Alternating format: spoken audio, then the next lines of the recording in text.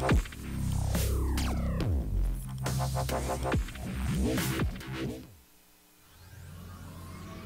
of goal.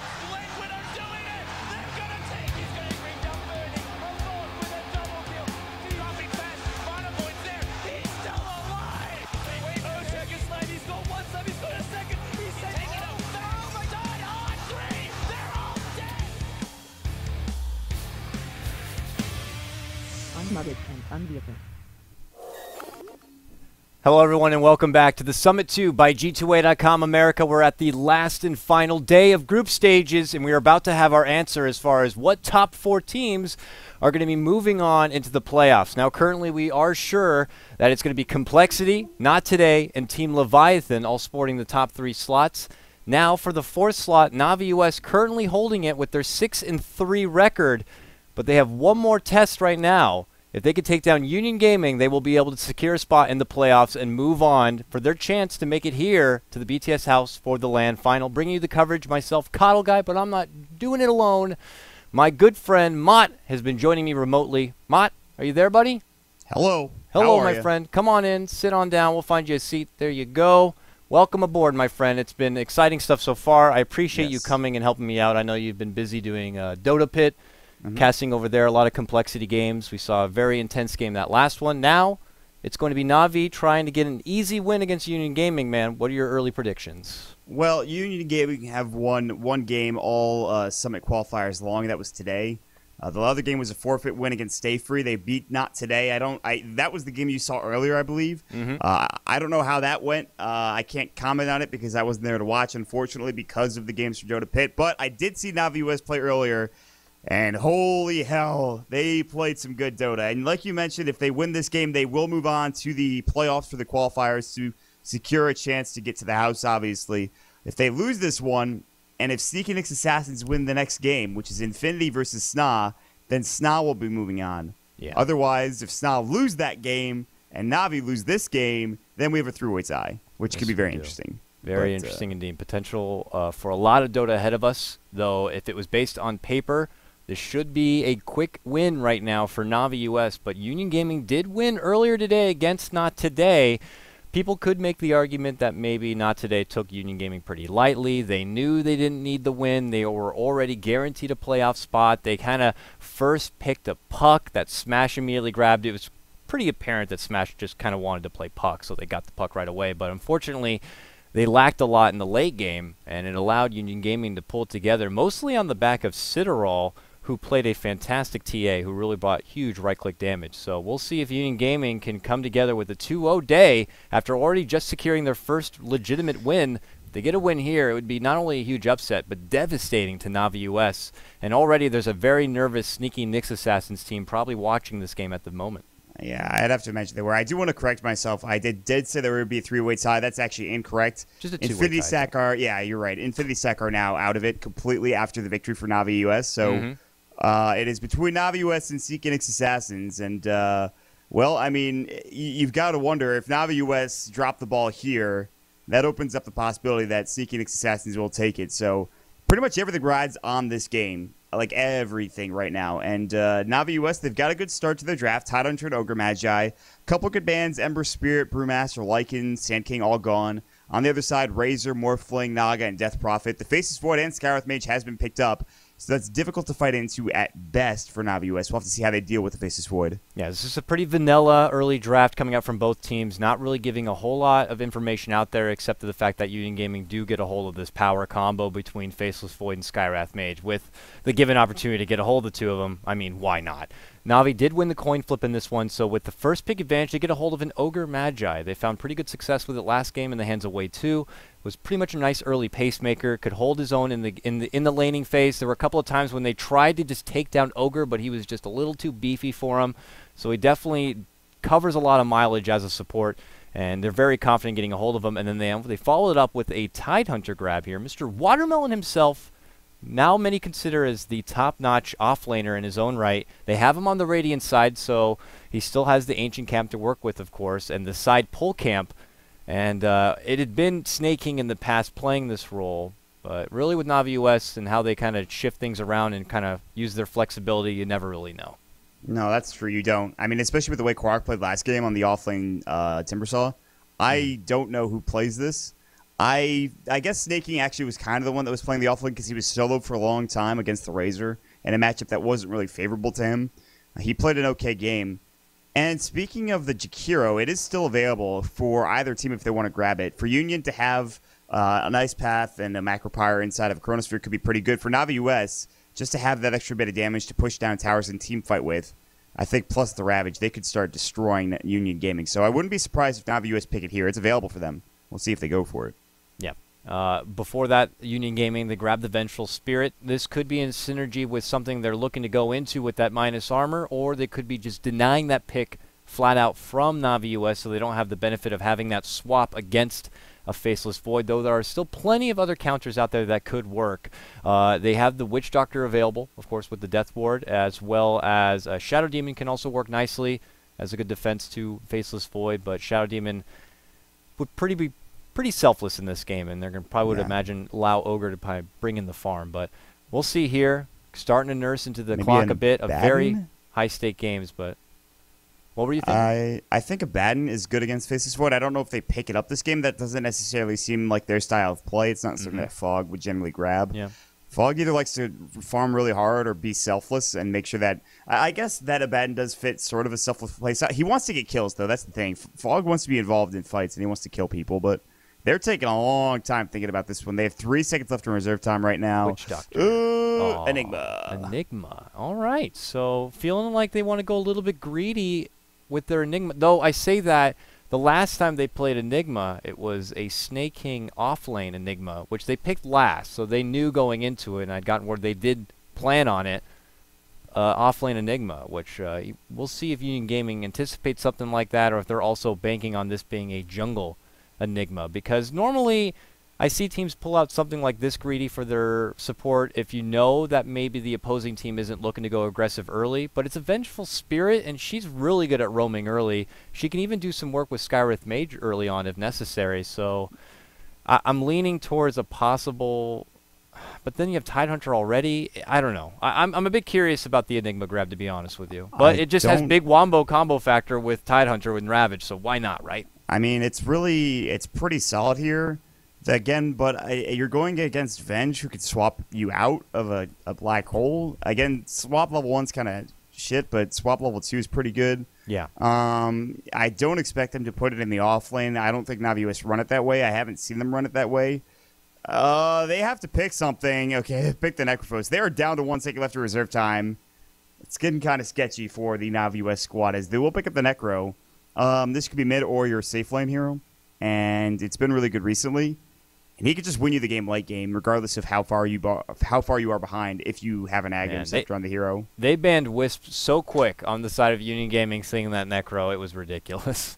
Nope, Which we don't want that. Could have still been pretty plausible. Fog does play the Wisp for the team. They could have then put Enigma elsewhere and ran with like a 2-2-1 kind of lineup with maybe Tidehunter Soul Safe, but you know, regardless, the Wisp is not going to be there at the ready. So what could be your next best option to kind of put side by side with this Necrophos? They might need to consider dipping into some late game. Both teams kind of lacking in the late game department, to be honest with you. Elder Titan was the recent grab from Union Gaming, and that would look like a support setup here, unless this is a core Vengeful Spirit. I know Elder Titan's been ran more as a support as of recent, like a la Team Secret and other teams picking it up. I imagine this is going to be an offlaner, though. Really, though, it's hard to say. I mean, even Faceless Void can be flexible. There's just a lot of perplexion, I guess, in this draft. I'm not too sure. I feel like this is a mid for Union because I don't see Faceless going mid. I don't see Elder Titan going mid. I feel like mid is going to be pretty important for Union right now. Elder Titan's more... but the thing is also he can be played in so many different roles. And I don't know if an Elder Titan in the offlane is really that great. I guess because they have the Enigma, they think they can get away with it, which is probably a good decision to make. But... yeah, I don't know. They have plenty of time to work with here. I think somebody to get involved early as well, help this Faceless Void along. And maybe a Zeus, I think, would be fine, depending on who he's going up against. But they have 30 seconds left in reserve time, so we'll see. Yeah, I have to feel like this is going to be Citadal's hero. He did recently play a TA, which is still in the pool available, but there is some thick characters on the other side that you'd have to be able to burst down in your snowball period, which is pretty rough. So... I'm also pretty curious to see how they're going to handle this big meat on the other team and someone who can also counter back against someone like Enigma. I mean, is it worth going something crazy? Oh, I was going to say maybe like a Pugna, but a Viper, another green hero, I guess, is going to be the grab here, who I imagine being the mid laner. I don't know. It seems preemptive for a Viper. It's showing a bit that maybe they want to get a lot done in the mid lane. They wanted to be able to secure dominance there. But as far as who he can counter back in this game, unless they're thinking some sort of big melee, but they do get the Dragon Knight, who is a melee kind of core, but still with Dragon Flight being available, and it's Sir Korok Mott, of all people. Ooh. It's been a while, my friend. Himself. Yeah, this is, I was expecting them to pick this.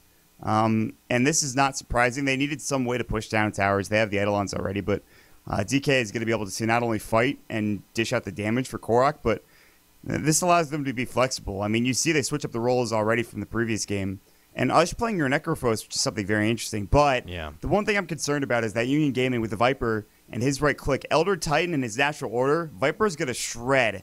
And Thesis Void as well is going to shred through some of these heroes. If they get a Chronosphere off with the Elder Titan nearby, it's actually kind of gross. They have to find a way to deal with all of that, minus damage resistance and obviously the magical resistance as well, the physical resistance, I should say. Not even just the natural order, they even have Wave of Terror there, so even more minus armor from that, and that's contributing a lot. I mean, VS, Viper, Skywrath Mage, they're all going to get on some action outside of a Chronosphere, so Union Gaming have thrown together some pretty reasonable synergy here.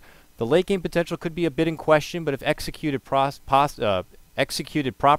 they'll be able to get a lot done here against Na'Vi, who've thrown together, I mean, just first glance, it feels like a bit of a hodgepodge to me. There is big team fight there. The Black Hole, the Ravage, the setup, a little bit of sieging power there with Korok. His splash damage contributes on top of those two big ultimates very nicely, with Ush lingering as his old man, withering on through, doing a lot of damage with his aura, as well as being able to kind of seal the deal with the Reaper Scythe. To be honest with you, man, based on draft alone, it's hard for me to say which team might have a potential upper hand in this one. I feel like if Union Gaming get off to a hot start, this can just crumble beneath the Na'Vi US's feet very quickly, especially if they block the camps of the Enigma. But it actually looks like right now you see where the Enigma's positioned, and we might see Waitsu head up top, either aggressively jungle or he's going to be in the off lane. I don't see that happening because Snaking needs room to farm as well. But aggressively jungling is maybe an option. I don't see him off laning is what I should say.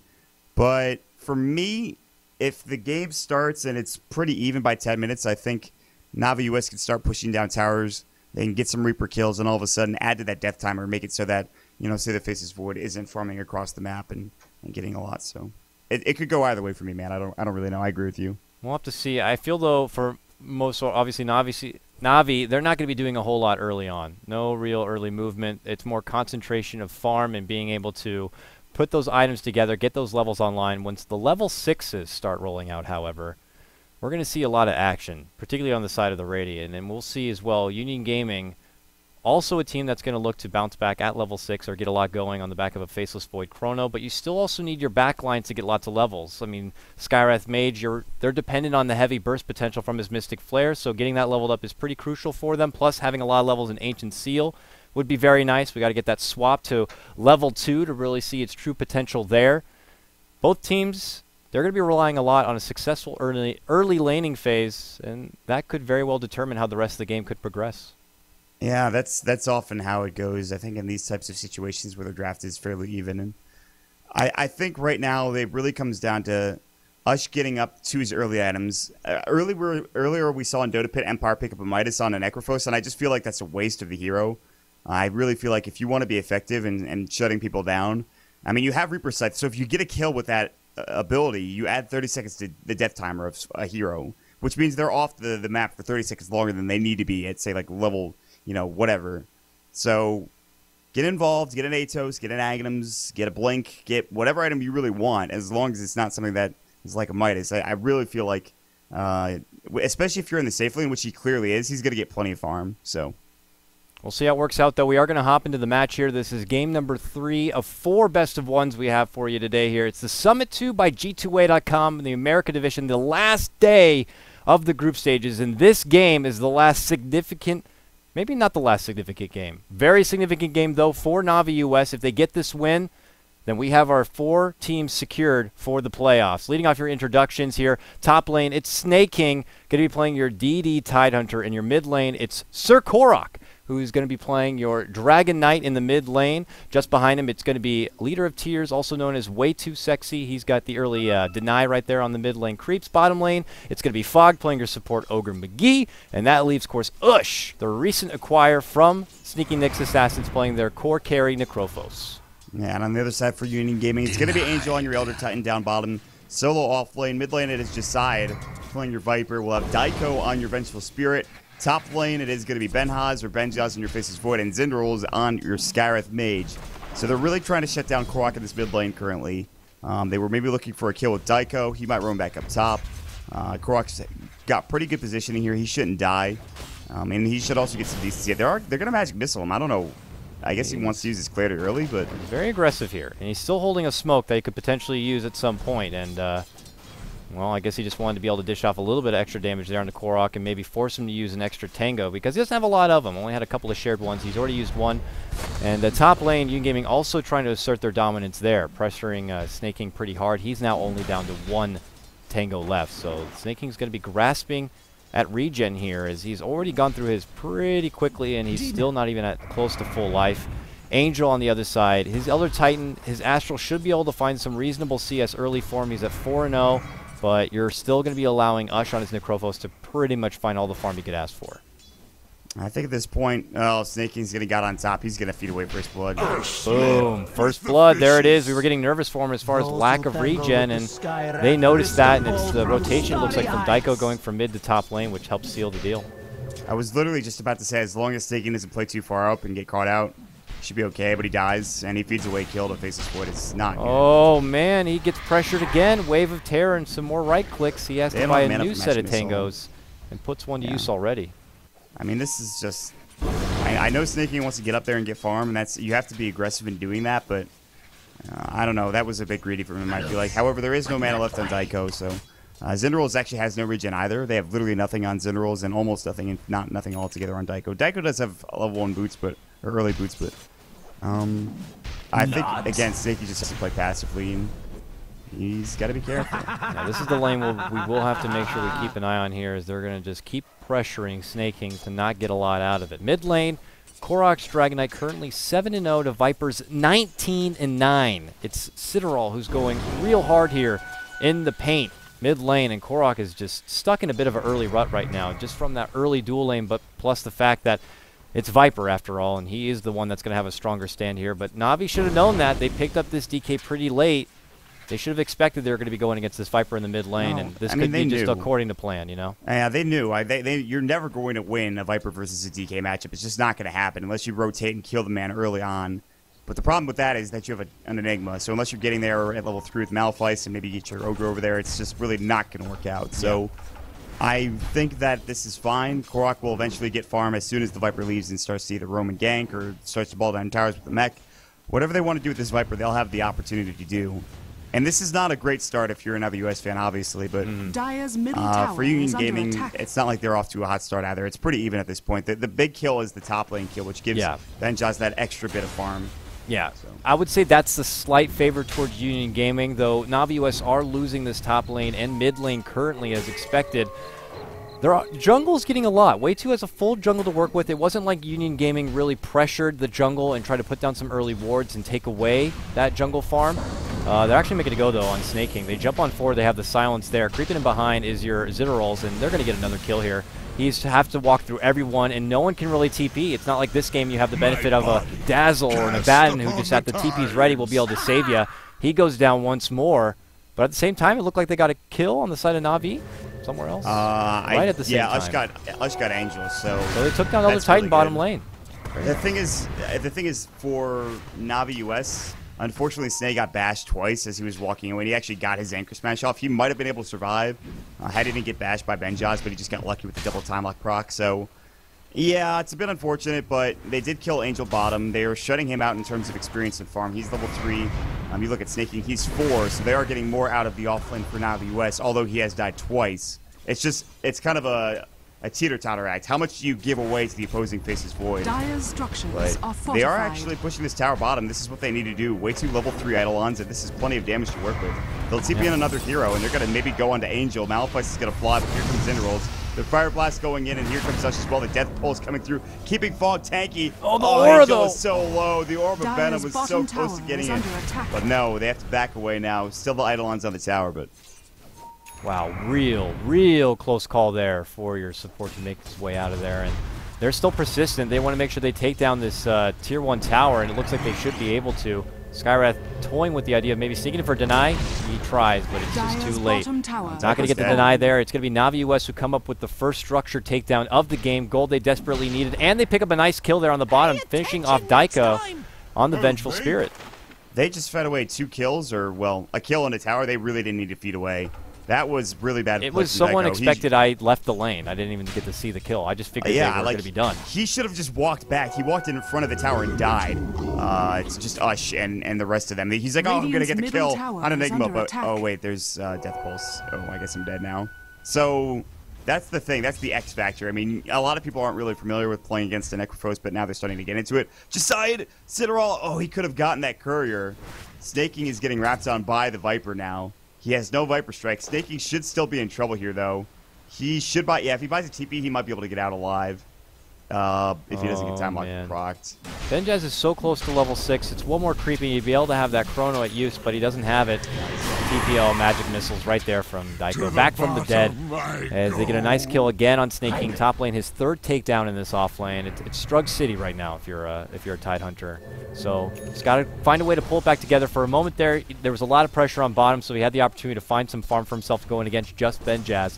But he needs more that time. He needs to be able to bring together some farm. Ancient Stacks have not been stacked up whatsoever, so at some point he's going to need to maybe fall back into the jungle and get that Blink farm underway. I'm surprised they haven't stacked it. I know it's on the Radiant side, but he's going for a build that allows him to do Ancients. I mean, and Daiko's going to just sit up here near his ward. Korok does have his Elder Dragon form pop. Oh, They're he gonna might be in pop up trouble. I think he's dead. They He might jump. be able to TP out now. Oh. He's got rotations helping him out here. He actually is alive. Death fine. Pulse is going to come in. Hush Yeah. comes through here now. Yeah, they're good to go. Maybe they turn this into a push mid lane now. But Eidolon's Elder Titan's already Elder here. Dragon form. They Dire's might be middle able to put some tower pressure on is it. I don't under think they'll attack. take it down. They'll just Not a lot of time they'll left. hold it up. No. Yeah. Alright, But so good what- TP. Yeah, you know, Union Gaming do a nice pressure with their extra support to force the TP rotation to come in from Radiant's Ush. top tower And Navi is US under are in a attack. bit of a situation where they can't really make the best of it. Ush has low mana here. He has to be a little careful. And Angel just letting him know, I'm still here. Puts out a little bit of extra harassment. And now we have a lot of congregation coming out from both teams towards this mid lane. Snaking even getting in on this action from the top lane. He's got a Ravage at the ready here, and I think he wants to put it to use. And a Black Hole. They know that Benjaz isn't farming top, so they have a... I think... they're so clumped up, though. Navi US need to be careful. A Chronosphere could wreck them right now because they have Natural Order on top of them. Oh man, Look they're at this so positioning. clumped up. It's- This could be a bad. Oh, they spread there though. That's the nice time you want to spread it. Only catches Fog. They ravage right back at him. It's going to prevent Benjaz from getting a lot done, but they still focus fire and take down Korok very nicely on the backhand side of it. Now they're opening up on Ush. The Black Hole goes through, but it only catches one. They get one little simple support. They're going to get more here. Union Gaming on the press to move on to Fog. They take him down with a couple of right smacks coming out from Angel. And it's Union Gaming who come out much better in that fight, pressing ahead now 6-4. A big tizzy of ultimates from everyone.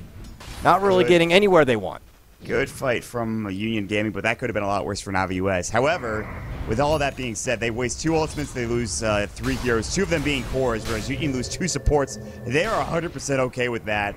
You talked about the Chronosphere. It wasn't that great, but, I mean, now they know that the ultimates are down. They know at least the Chronosphere is down and maybe the Viper Strike for another couple of seconds. They'll push this and they'll take the tower. They're going to go for part 2 from Navi US, so that's the thing. They can Dire's always just middle transition tower that is team under fight. attack. Either won or lost Dire's into a push. structures are Whereas Union fortified. Gaming don't have that luxury, although the Viper can help out with that, just not enough. The nice thing I have to Dire's say though with middle that tower Chrono has fallen. being placed like right here, you know, Korok was stuck on the one side of it against pretty much most of Union Gaming and obviously couldn't just walk back and through, so it did put him in a bit of a situation where he ended up being taken down, so the Chrono did work in that sense. Obviously just a few seconds before while they were all clustered up, would have been the most optimal setup. Even follow up with an Elder Titan ultimate and what have you. He's even 6. He is 6, but there was opportunity there. But we'll see, though. Navi US, a team that's based around some pretty big ultimates here. Is there going to be a lot of quiet period between those ultimates is pretty much what I have in question. As they move up to the top lane, they want to go for another objective, but they might catch WeiTu here. There's the missile. It's going to catch the mark. Snake King moves through, but he has no Ravage. It's just going to be WeiTu falling under the burst. Now Benjaz jumps on through. 10 more seconds for Chrono to be available, but Fogged, who's moved well up and above, way too far, ends up getting taken down. They lose the other support. Now they're going to go for Snake King. Korok is also in here, and he could fall. He desperately wants Benjaz. Gets that kill. They make it a 3 for 3. Viper still alive, is not able to contribute a whole lot from stopping Korok. He is putting that haste to hard use right here. And it looks like things end up breaking back even. 3 for 3. Yeah, I don't think that fight goes even if they don't have the haste rune. He actually is probably Uh-oh. dead. Korok, Got out. he's hanging around a little too long. One more right click, which is going to come through, and now he goes down. That's another sweet kill for your Viper, who's now on a killing spree. About to complete his mechanism. Luckily, they already have the mech now for the Enigma, so that's the trade-off, I suppose. I don't know what happened. I guess Korok was like, oh, I don't have my haste rune anymore. I guess I'm dead. A bit unfortunate he didn't realize. So Viper is your top net worth. He will fall off, but eventually Benjaz will start coming online, although he is struggled in his farm. If you look at his net worth, he's below halfway. Meanwhile, second in net worth is Ush, and it looks like he's going for a Eul Scepter, which I think is a fine choice here. Uh-oh, Ush might be in trouble. Though, yeah. Yeah, they swap him back. No, can't get away from that. Caught Mystic Flare. He does Great heal up mech. with that mech. Coming out from WeiTu. He's alive, and he steps away. A persistent Zitterals with no more mana desperately tries to take the Necro down. Can't do it. He might have just handed himself over on a dinner plate, and he did. Ooh, very close call there. Navi US barely live. It's WeiTu's mechanism that we just mentioned that's able to save him. Very thankful, Oh my Ush. God. I can't even believe he got there in time. WeiTu with the play to make sure Ush stays alive. And that would have been a huge kill that would have stopped him from farming, although it does send him back to the well. I mean, he's very close to his Euls. He just needs the recipe, I believe. No, he has it. He actually just needs the Void Stone. Citadel walks right next to the secret shop. Meanwhile, Fogged is dead. Viper Strike not necessary, my friend. You could have got that kill with just a right click alone. So that was an assassination. He walks in, he walks out. Okay, we're done. It's back to the lane we go. Citadel pulling in a lot of farm on his mid lane Viper. It's looking like a bit of deja vu. His TA earlier today is what easily helped stomp. Not today. And Navi US, this is a secured win. They really need to be able to play it extra safe and not be in possible elimination territory here, as Snake King is going to watch out this top tier 1 tower. He has Ravage at the ready, but he's not looking to move in for defense just yet. There's a split push happening. Bottom lane, Fogged and Korok side by side going against now sees nice multi there on Zitterals, but Fogged might be in trouble. Jumping in Benjaz. They just blow up Fogged immediately with the Mystic Flare, and he was not expecting Benjaz to be there. They see him. God. They get him out with a nice chrono, even with the Invis rune. Oh, the Holvo comes through, catches on both. Benjaz is going to be there. There's a nice stun. The Fire Breath goes right through the both of them. Oh, a desperate swap trying to save Benjaz, but it's not going to be there. But Viper now rotates. Here it is. Oh, the sleep prevents Snake King from getting off a beautiful Ravage. And they are able to walk away from that. That could have been a really, really big Ravage right there. But the Elder Titan barely gets that sleep off, preventing him from getting that just arm-raising move. I think the ET just saved the game. Had that Ravage gotten off, they'd get another kill at the very least, if not 2. And Navi US are golden. But, I mean, still a black hole from WeiTu. WeiTu is playing out of his mind early on in this game, I have to say. Ush comes in, he throws up the Reaper Scythe. He doesn't get a kill with it, but they got the kill, but he didn't pick it up with the Reaper Scythe. So, still, though, I got to say, they've had a really good couple of minutes here, saving the lives of, Ush, of Korok, who's very tanky. You saw him, level 4 Dragon Blood, and even with Natural Order, even with Wave of Terror, Korok is not going to die easily when he's Chronosphered up. So they've got to find a way to make sure he doesn't become an issue. Or, well, I guess he already Fog could get caught out again. Steps forward, nice multicast there, but unfortunately it's pretty shades of future past, I guess, as he's just going to see the same fate he did previously in this bottom lane. Fog goes down again. He is, unlike WeiTu, not having his best game right now. On his Ogre, he is 1-5-5. I mean, I guess you could say he's creating a little bit of space and attention elsewhere, but he is not going to be seeing a whole lot of farm very soon. No, this is just one of those games. Again, we talk about how Korok can turn it on and off in some of these games. It's the same for Fog down his supports. Like, some games you'll see him just go absolutely ham, other games he's just a bit rough, and it's one of those games where he's having a rough time, so... But you gotta hand it, Union Gaming are picking on the heroes they know they can pick on. Fog is definitely one of them, playing the Ogre, but they're gonna try to trade. We'll see if there's a TP rotation top. The Glyph is still available. Korok does have his Elder Dragon form. Viper takes down the tier 1 bottom. No TPs just yet. Mask of Madness is done for Benjaz, by the way. And Angel and the rest of them are going to continue onward here looking for tier 2. I don't think they're going to do the defense. They know that Tide is there. They know that Tide still has that Ravage at the ready since he did not get to use it there on the bottom lane. So with that tower grab from both teams, our net worth still slightly in favor of Navi US by about the 2,500-ish mark. It's Union Gaming, though, that keep pressing on here on the bottom lane, now starting to add some damage on this tier 2. And Navi US doing the same thing. Move on forward, another tit for a tat, if you will. Korok even pops out the Dragon form for this one. They might get this tower even quicker. If they wanted a TPM Navi US, they would have to do so earlier, because now they know that they're just going to get chrono when they walk in. So it's going to be probably a tower maybe for a defense. I don't know if Navi get this tower top lane. I think they will, actually. Glyph's not going to be popped. And tier 1 and a tier 1 for... So 2-2... A tier 1 and a tier 2 for a tier 1 and a tier 2 when it's all said and done. Yep. A little bit extra farm. It just kind of makes our graph dance up and down a little bit, but nothing too crazy as far as the overall situation of the game. As far as, though, the Union Gaming losing both of those tier 1 towers top lane opens up their jungle to be easily taken advantage of. You're already seeing aggressive wards coming out from Navi US right up here on the top plateau, +1 back here. I mean, they are controlling where the farm is going to be happening on the side of Union Gaming. That opens up for great pickoff attempts from Navi US. Union Gaming can do just the same, but they didn't. Well, they do have one here, actually. There's the problem is that they don't have as easy access. There's that tier 1 tower mid, whereas you don't have that luxury for Union Gaming. So now, you talked about the open access. You're absolutely right for Navi US. It's not the same for Union. They have to take that tier 1 tower before they can really go into the jungle and be aggressive. At least if you want to go in just like in this way. You could come around this way any way you want, but they could have done that beforehand.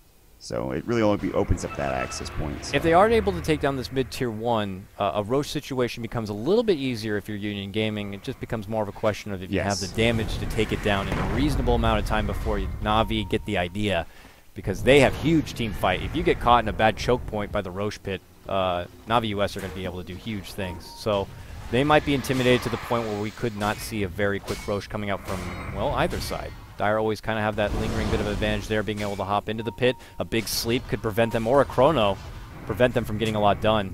We'll have to see here. Skywrath Mage puts down a ward to block out the Ancient stack, which is currently trying to be stacked at this moment. Oh, way to almost potentially cross paths with Skywrath Mage. He knows he's here. He drops a miss. He's like, where is he? Concussive shot will connect there. He gets the idea, but it might be too late to catch up with that pesky fast Skywrath Mage. I mean, they'll buy a Sentry or something. At some point, they might even want to pick up a gem just to get map control back, because they're putting a lot of pressure on this general area of the map.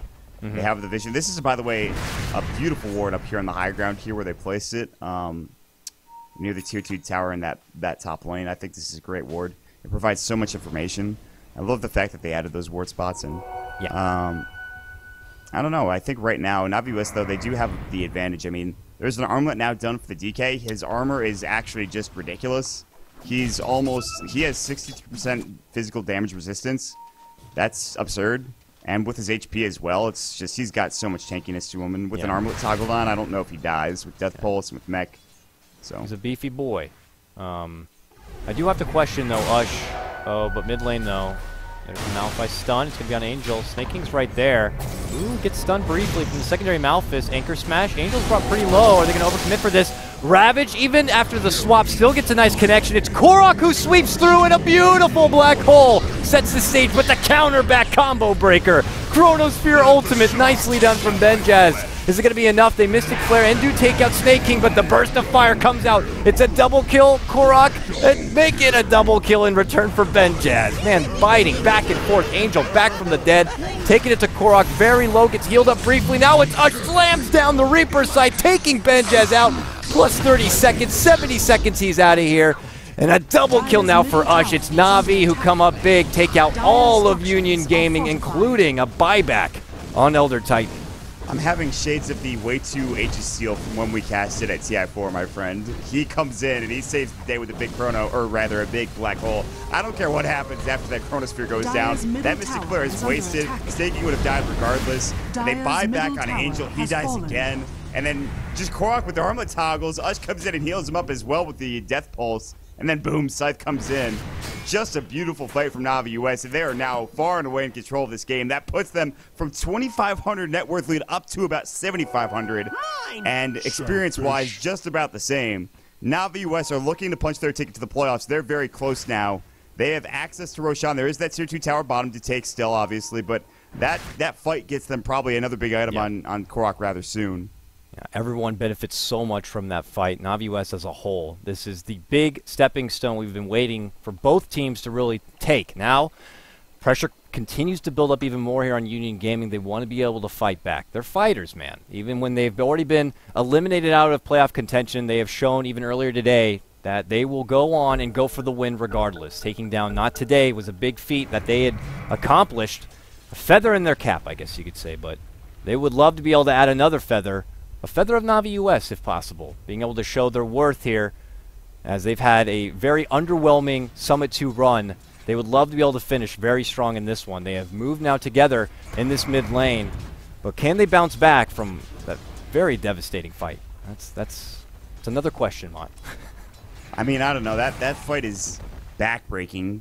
And that if that's just on morals alone, that's really, really, really rough. Because you bought back and you still couldn't win the fight on Angel. And I mean, he provides a lot in these engagements. I mean, and the thing is, I don't know if they win late game, even with Benjaz. I don't know if they have the damage. DK is so damn tanky to deal with. They're going to try to push mid. They want to take control of the jungle. They want to take this Tier 1 tower down. This is the right choice. There isn't a black hole. There's no Ravage. They know that the ultimates are down. It's time to go, I think, for Union. They're desperate to get this Tier 1. But Navi are not letting it go easy. Forces Benjaz even to call out a retreat, it looks like, and step back. They throw out the casual stomp, but it's not going to come out to anything. And Navi US, they're holding this lead. They're not looking to let go of any sort of momentum whatsoever. Not even for a Tier 1 tower. Even if they have to commit all 5 in this mid lane. 5 that maybe don't have their big ultimates at the ready. Black Hole's down. Ravage, however, is back up. It just came back up, yeah. I mean, now that they have Ravage, there's no reason not to fight. And they might have just killed everybody here if they can get a really good engagement. Oh, this is very unexpected if you're Union Gaming. As soon as they part ways, they smoke. They're going to go for the final blow. Jump in with the Blink Dagger. Ravage does catch on 2. Angel out. Reaper Sight's going to send him down for even longer. 70 seconds on your Elder Titan. Your Vengeful Spirit support also going to go down. Navi US now with numbers at their side. It's a 5 versus 3 as they begin to ascend the royal staircase in this mid lane and breach the high ground a little bit. Or they make me look bad and they walk away. They wanted to screw with you, but no, Angel actually, so he was the one that bought back in the last fight. He's level 11. He was dead for 70 seconds because of that Reaper Scythe. That's just unbelievable. So that's buyback. The added death timer to the buyback because he bought back. Then you have, of course, Reaper Scythe. Snaking, I don't know what you're doing there. BKB goes, he was just baiting the BKB the whole time. He was playing the long con. And Korok's going to back away. Josiah or Citadel is chasing after him. Korok's like, hey, we're fine. Zyko, what are you doing? No, don't go there. Uh-oh, jump in. Chrono might have to come out from Benjaz. He only catches the 2. The Mystic Flare's not even on the mark, unfortunately.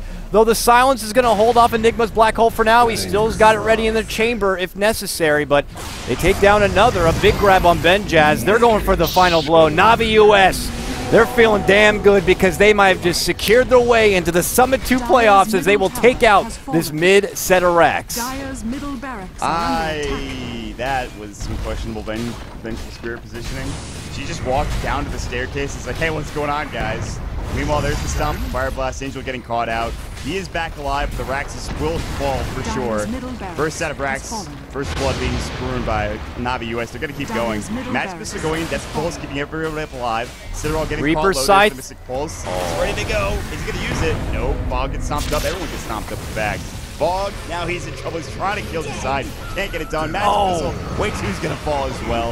I think that's just, you know, really, it's at least, that's not bad for what they got out of it, so. No, obviously it's still Navi US. Huge up and coming. Being able to take down a set of racks like before the 25-minute mark is a big thing, and they have a lot going for them. A lot of gold, let me tell you about it. It's 14K net worth to their advantage. They do lose 2 casualties there. Fog, it's like, you know, I'll be the sacrificial lamb, but Korok might be caught out here. Oh, big silence, Mystic Flare, and the bash! Korok goes down! Korok's got no buyback. He's out for a minute here. Union Gaming, they segue right into the Roche pit. Uh-oh. Yeah, that's where BKB could have helped Korok a lot. I still feel like Union Gaming, this is fine. I mean, it's a Roche, it's 3 kills, it's great. It's going to be good that they get the Aegis, but how much is that really going to offer them? You're only going to have Korok get more farm. Snake King's farming up at the top lane in the meantime. Ush is getting more farm. Benjas is going to pick up the Aegis. He's actually got, unless that's a full BKB flying out. Okay, it is. So he does have his full BKB now, which is good. Otherwise, that would have been pretty much nothing. So BKB, Mask of Madness, that's fine. But now Ush has a Heart of Trask. That's scary.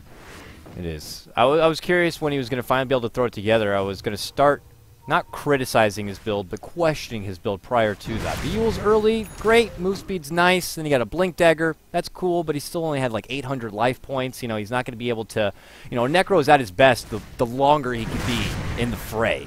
Now with the heart, this old man is lifted. He's got some serious gains. The prunes are working overtime right now for him as he's going to be able to be right in the heart of the battle. I mean, he's a legend on the shuffleboard court right now. Yeah, absolutely. He's just that good. The hip isn't broken. It's a titanium replacement. He's good to go. Good to go. As Snake King now building into the refresher orb. This is just going to make things that much the sweeter for Navi US to get a big setup if he can bring it together. But now with some BKBs getting ready to come online here, Benjaz with his fresh one, that full 10 seconds usage. I don't think you're in the clear if you're a Navi, unless you at least can get another set of racks on a big play and another big team fight. Then things can get a bit more comfortable, but I mean, you really never know. Assault Cuirass for Korok plus double damage rune. Oh, he Dragon Tails him. He can't get the chrono off. Korok is so low or so close to dying, man. but Benjaz gets blown up. Wow. He's not dead yet, though. Viper Strike, that'll be on the way to the Chronosphere. Only on the Fog. Fog will die, but is it really worth it? Ush walks in. Snake King Ravage. There's the Aegis. And another death. They're looking for Dyke. Oh, Dyke was dead as well. Double kill for Snake. Black hole on the Benjaz. They want to secure this game. No way he's going to be able to buy back. Down for 83 seconds. And now it is Navi US's game to lose. Absolutely. They take the tier 2 down. Zinros is like, please don't kill me. Please, Korok, please. And he actually just avoids him altogether. And I'll make it out. He doesn't care. Yeah, okay. I want objective gaming. So they'll push down the bottom. Man, huge fight. Navi US, man, asking if they want to be able to feel a little bit extra comfortable, they got to take the Rex. They got to take a big team fight. They look like they'll be getting both here. It's only a couple of them being able to blast a little bit of damage on this tier 3, but Void was out with the additional plus 30 seconds, put him up at 80 seconds. He's still got lots of time before you're going to have the benefit of a Benjaz faceless Void to try to defend anything outright. Tier 3 goes down. Victory's tasting pretty good if you're Navi US. Now you're beginning to think out how the playoff situation is going to look as the second set of racks are beginning to crumble. They still don't have Benjaz for another 30 seconds. Well, there's the swap, though. They want Snake King. They're not going to fly. Yeah, goodbye. Nice grab on Snake King right there. Gets him on the way out. He already used his Ravage. His job was done. The last rack's so low, though. 42 life. Won't be healed up at least. Range 2. Yeah. It's not gonna. It's just gonna stay there, and it's not gonna. Unfortunately, that would be great if it was melee, but no. So I mean, and look at this big stack that Korok's about to take as well. He's okay with this. He's just gonna get some extra gold. Man.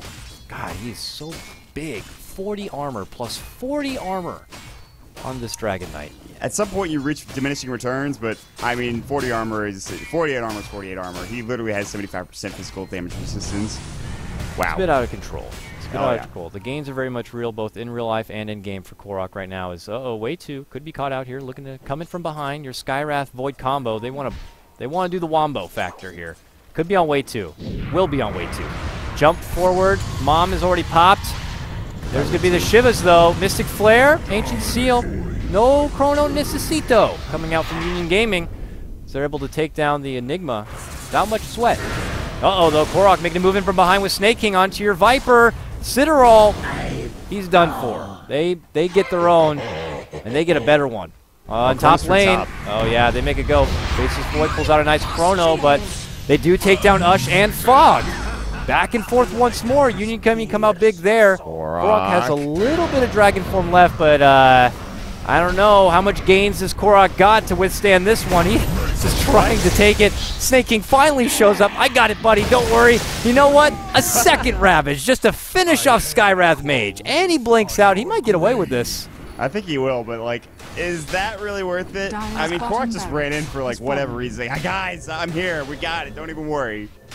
But he actually just died immediately. I mean, obviously, obviously, he needs to build a BKB, honestly. Bit of overconfidence there. They just threw themselves into that one, and you know what? They did get a couple of extra kills with that back-end Ravage, so Union Gaming can't really push on the top of this.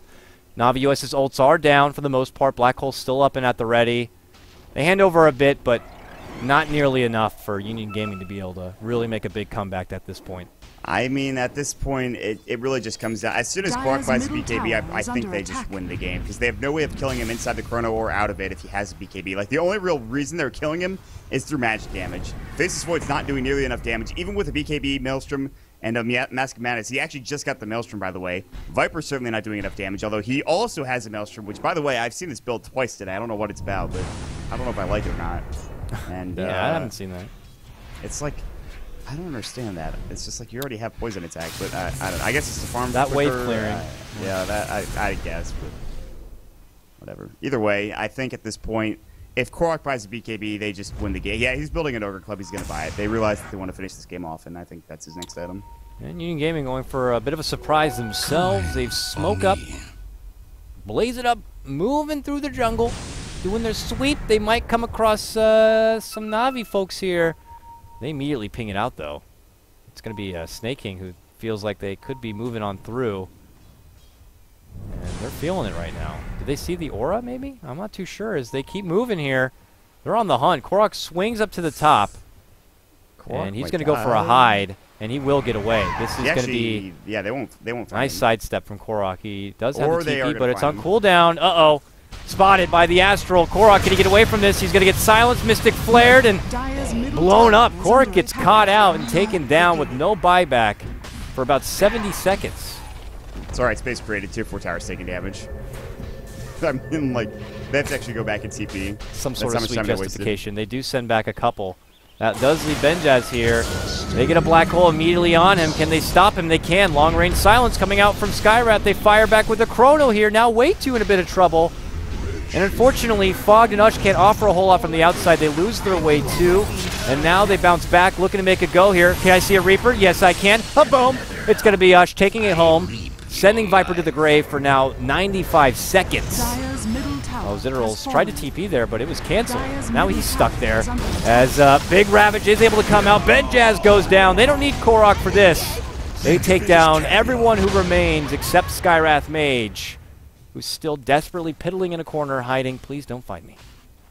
They won't. They're not really concerned about him right now. They're more concerned about getting tier 3 towers. So because they had to rotate out 2 heroes, they lose a potential engagement. Again, you talked, but they don't even need Korok. That was also without Refresh Orb, which Snake King has. He hasn't popped it yet. I imagine he will soon. There's no reason not to, really, I think. But yeah, I mean, you have a dead Viper for 50 seconds. That was without Aghanim's, by the way. So even if they have buyback, it's not going to matter soon because guess what?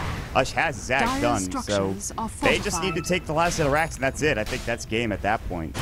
Yeah, it certainly is. And it's just Ush and Snake King here trying to do what they can while the Faceless Void's still out for 15 seconds. Viper out for another 30. They don't have the siege power of Korok here, unfortunately, but they're making do. They'll finally be able to take down this tier 3 tower. It took a bit of muscle. But here we go. Oh, Ush just bounces immediately forward and finishes off the Vengeful, taking her out of the game. 80 seconds. Didn't have the Aghanims, but she can't afford a buyback anyway, so she's out for a long time. Benjaz is back, looking to make a go here on Fog, and Fog puts himself into a corner where he will end up being his grave. Now with tier 3 down and some damage there on your ranged racks, a little bit on the melee. The last hurrah, the last things to stand here for the side of Union Gaming before the Megas will begin to take over their base. Well, they didn't have Fog there, or rather, they didn't have Korok there. Fog was the one that was doing all the right click to the tower, which was kind of funny. But now Korok's alive. He's ready to go. His BKB is flying out currently. The Aghanim Scepter as well for Ush. They have Ravage up in like 40 seconds plus Refresher. They could take Roche if they wanted to. I don't know if they need to.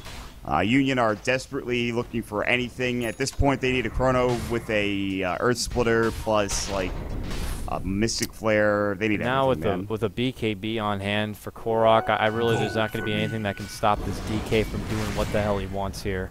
A lot of pressure here on Union Gaming to be able to execute on what could be their very last high ground defense here. I really don't know. Yeah, I mean, if Korok gets his BKB off before the Chronosphere, he's just not dying. It's just not going to happen. And assuming Snaking is in a good position to get off a Ravage or two, I think they just win the fight easily here. So it's really just going to be a siege for a bit. I don't know what you do for your Union, but they've got to try to fight one last hurrah. Here we go. Korok happy to be in front. Now they did not. Oh, they catch him out here. He does get the BKB off, however. Mystic Flare not going to do a whole lot. He goes into Dragon Form. Benjaz does pull out the Chrono. It does catch Ush and Korok, but the Ravage comes out from Snaking, locking everyone else in their place. Plus a beautiful Black Hole follow-up coming out from Wave 2. It's Ush who takes it home with the Reaper's Scythe, eliminating Faceless Void, 90+ seconds. Your last Rax is going to go down, and this will be it for Navi US. They clear out the rest of the base. Union Gaming, they throw in the towel, and Navi US move on with a nice 7-3 record and secure a spot in the America Summit 2 playoffs. That was one of the most impressive Black Holes I've seen. He took the Faceless Void literally out of the Chronosphere and Black Holed him into his own ultimate. That was really, I think, Way2 had one of the best performances on an Enigma I've seen in a long time. And he just played so damn well. Korok didn't even need a BKB for half of that game. Snaking was involved early on. They drafted a lineup I was a bit concerned about. Fogged had a kind of rough game, but for the most part, they destroyed Union. Union maybe with some bad positioning. And you look at the supports, Daiko and Zinderals both having a really rough time in comparison to the rest of the squad of Union. And it just wasn't there for them. Of course, Union, they're a far cry from what they were at the TI4 qualifiers when they made the playoffs. They aren't quite there anymore.